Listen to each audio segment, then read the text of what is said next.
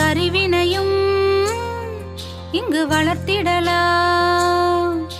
பூமியையும் அந்த வானத்தையும் நாம் மலர்ந்திடவே இங்கு கற்றிடலாம்.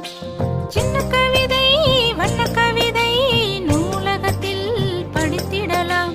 உனக்குள்ளே திறமைகளை நூலகத்தில் வளர்த்திடலாம். நூலகத்தில் நாம் படித்திடலாம்.